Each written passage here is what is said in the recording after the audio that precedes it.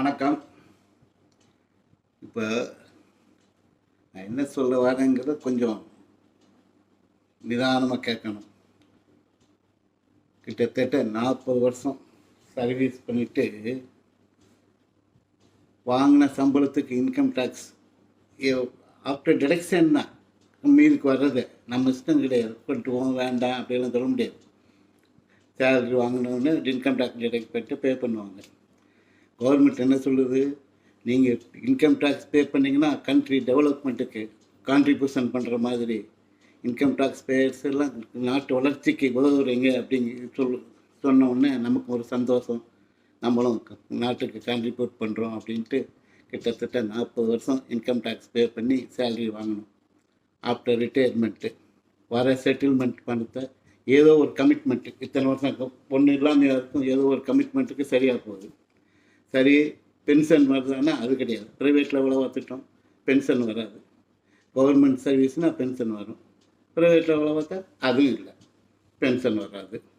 சரி, family pension அப்படின்னு பிஎஃப்லேருந்து வருது, அது எவ்வளோ வருது? 2931 ரூபா என்னமோ வருது. கிட்டத்தட்ட 3000 ரூபா கிட்ட வருது வச்சுக்கோங்க. 2930 அல்லது 3000 ருபீஸ் தான் பென்ஷனாக வருது. இந்த 3000 ருபீஸ் பென்ஷன் போதும், பத்தாது. சரி, வேறு எதுலையாவது சூட் ஆகுறோமா? கவர்மெண்ட் கொடுக்குற ஃபெசிலிட்டிஸ்க்குன்னா அதுவும் கிடையாது.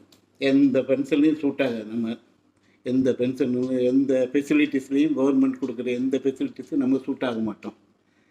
40 வருஷம் இன்கம் டேக்ஸ் பே பண்ணவோ எத்தனை பேர்? 2%னா ஓவரால் பாப்புலேஷன் 2% தான் இன்கம் டேக்ஸ் பே பண்ணுறாங்க ப்ரைவேட் எம்ப்ளாயீஸ். அவங்களுக்கு ஆஃப்டர் ரிட்டையர்மெண்ட்டு ஏதோ கவர்மெண்ட் கொஞ்சம் சப்போர்ட் பண்ணலாம்.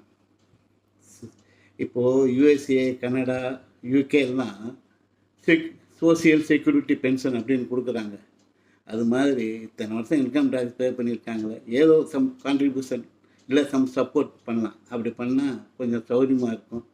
இந்த April 1 new rule, income tax rule 2026 வரப்போகுது. அதில் ஏதாவது டிராஃப்ட்டு ரெக்கமெண்டேஷன்யாவது இந்த மாதிரி ஒரு ஐடியா கொடுக்கலான்ட்டு ஒரு ஐடியா.